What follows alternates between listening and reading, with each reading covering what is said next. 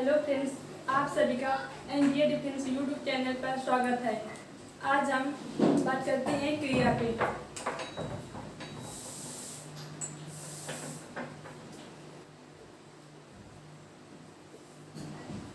आज हम आपको क्रिया पढ़ाते हैं। क्रिया क्या है, हम देखते हैं क्रिया क्या है। क्रिया वह विकारी शब्द है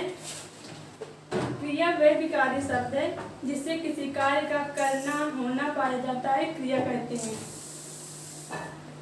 क्रिया वह विकारी शब्द है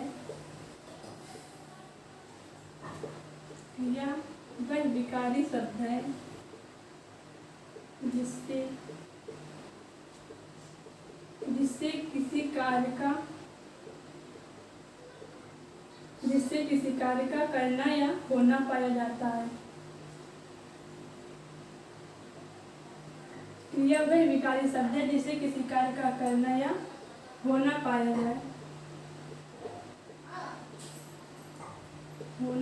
जाए क्रिया कहते हैं।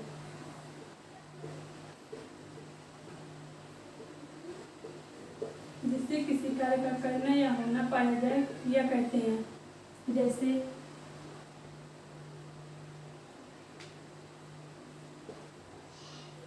खाना, जाना, उठना, बैठना,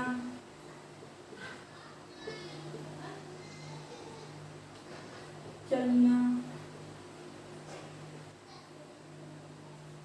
आदि।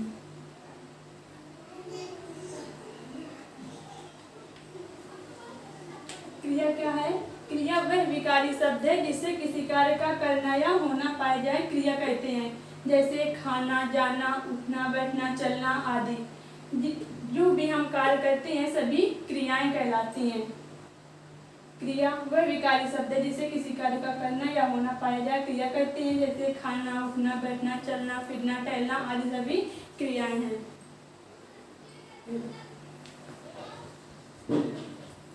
अब क्रिया हमने बताया, अब देखते हैं धातु। धातु क्या है? धातु वह मूल शब्द है जिससे क्रिया का निर्माण होता है। धातु वह मूल शब्द है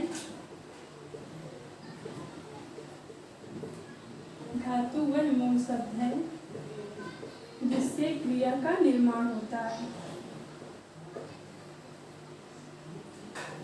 धातु वह मूल शब्द है जिससे क्रिया का निर्माण होता है।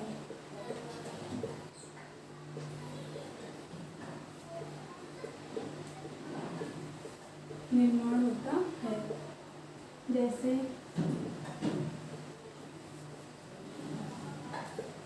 मूल शब्द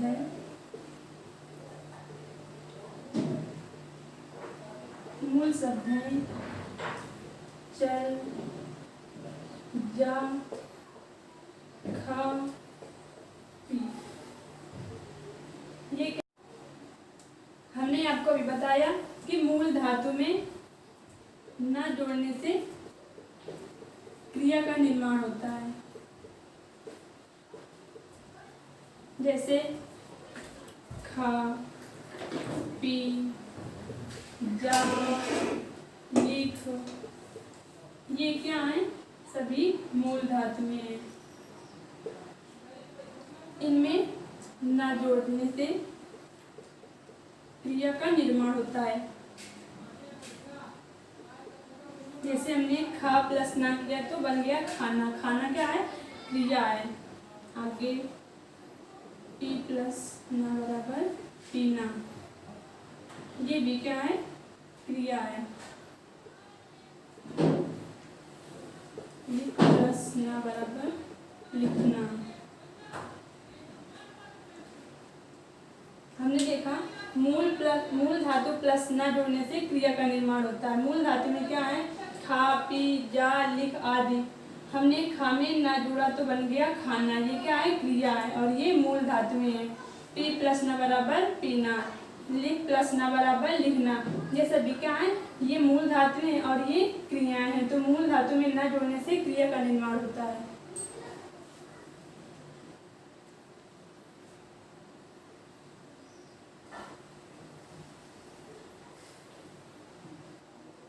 अब हम देखते हैं, जैसे हंस धातु है, ये हंस का है धातु है मतलब मूल शब्द है, इससे हम हंस धातु, हंस धातु, हंस क्या है, मूल शब्द है, इससे हम नए शब्द बना सकते हैं। जैसे क्रिया बन सकती है, जैसे हंसना, हंसवाना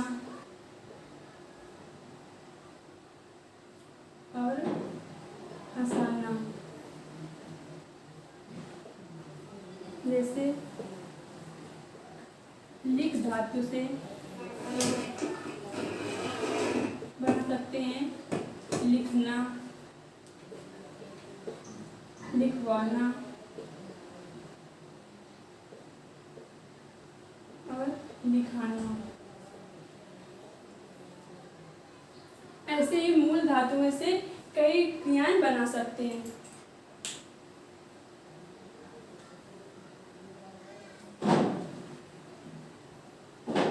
अब हम देखते हैं क्रिया के भेद।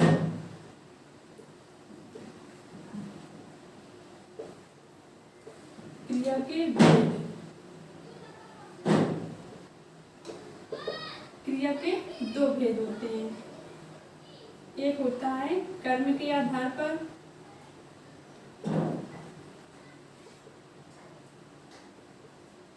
कर्म के आधार पर, और दूसरा होता है संरचना के आधार पर।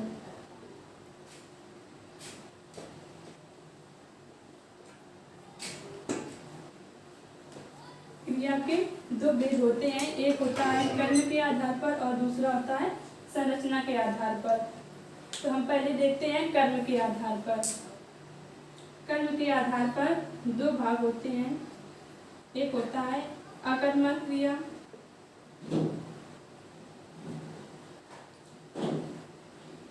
अकर्मक क्रिया, और दूसरा होता है सकर्मक क्रिया।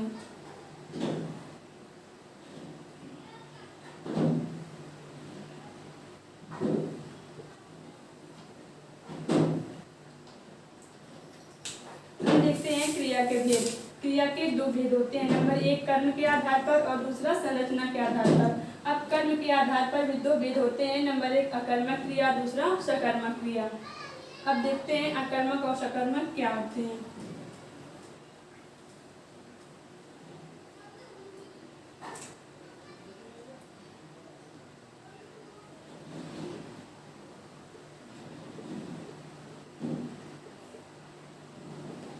कर्म के आधार पर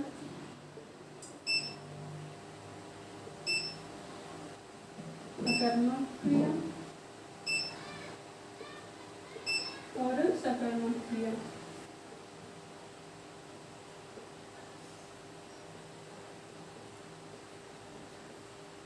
अब देखते हैं अकर्मक क्रिया क्या है। अकर्मक क्रिया में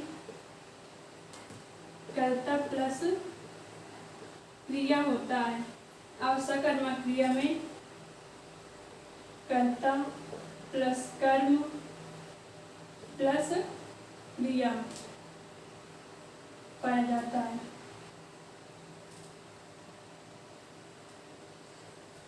कर्म के आधार पर दो भेद होते हैं, अकर्मक क्रिया और सकर्मक क्रिया। अकर्मक क्रिया में कर्ता प्लस क्रिया होता है और सकर्मक में कर्ता प्लस क्रिया, कर्म प्लस क्रिया मतलब सकर्मक मतलब कर्म पाया जाता है और अकर्मक में कर्म नहीं पाया जाता है।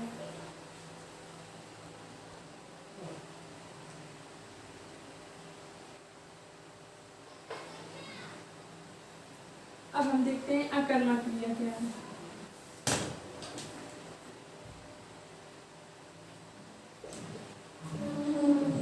अकर्मक क्रिया हम इसके कर्ता प्लस क्रिया,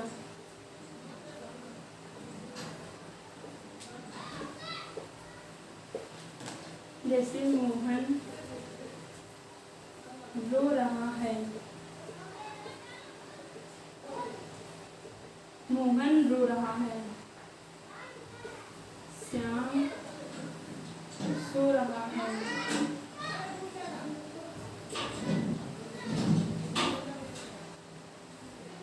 सतीश जा रहा है।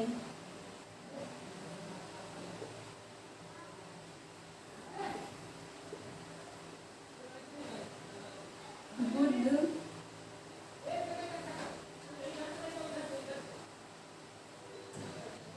आ रहा है।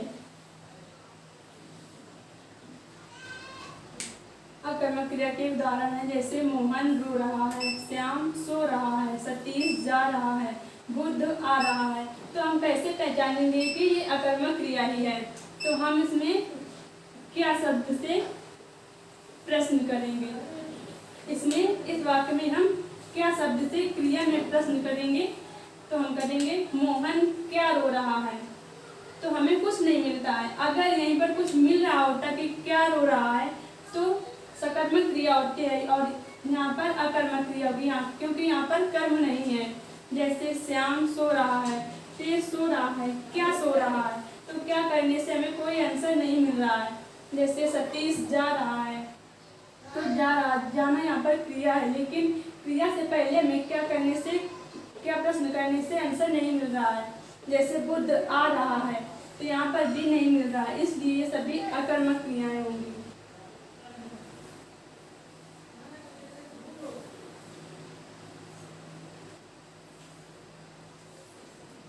अब देखेंगे सकर्मक क्रिया।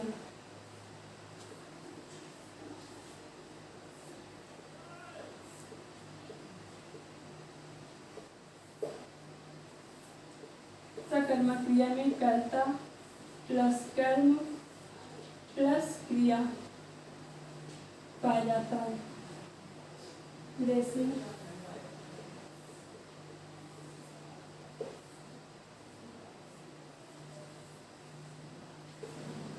प्रदीप आम खा रहा है।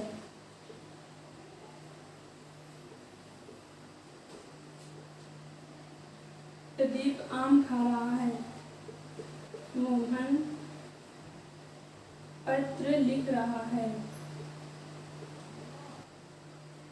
पत्र लिख रहा है।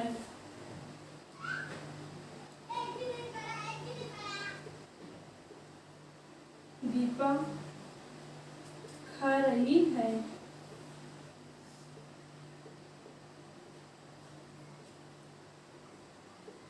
रमेश खेल रहा है।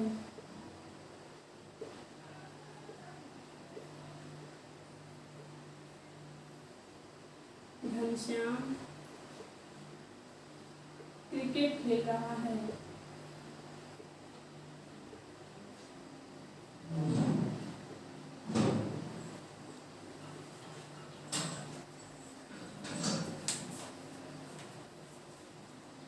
हम देखते हैं सकर्मक क्रिया। कर्ता प्लस कर्म प्लस क्रिया। जैसे प्रदीप आम खा रहा है, इसमें भी हम क्या करेंगे, इसमें भी क्या से ही प्रश्न करेंगे। तो इसमें देखेंगे प्रदीप क्या खा रहा है, तो हमें मिल रहा है, हम इसमें प्रश्न करेंगे प्रदीप क्या खा रहा है, तो हमें इसमें कर्म मिल रहा है, उसका आंसर क्या खा रहा है, आम खा रहा है। तो ये आम क्या है, ये आम कर्म है। आगे मोहन पत्र लिख रहा है, इसमें भी प्रश्न करेंगे मोहन क्या लिख रहा है, तो पता लग रहा है मोहन पत्र लिख रहा है। जैसे दीपा खा रही है, तो क्या खा रही है, इसमें कुछ लिखा तो नहीं है, लेकिन ये तो पता चल रहा है कि कुछ न कुछ तो खा रही होगी, इसलिए ये भी सकर्मक क्रिया है। जैसे रमेश खेल रहा है, इसमें भी ये नहीं लिखा है कि क्या खेल रहा है, लेकिन खेल रहा है तो कुछ न कुछ तो खेल ही रहा होगा। जैसे आगे घनश्याम क्रिकेट खेल रहा है, तो खेल रहा है, क्या खेल रहा है, क्रिकेट खेल रहा है। हमें क्या करने से कर्म मिल रहे हैं, इसलिए सभी सकर्मक क्रियाएं होंगी।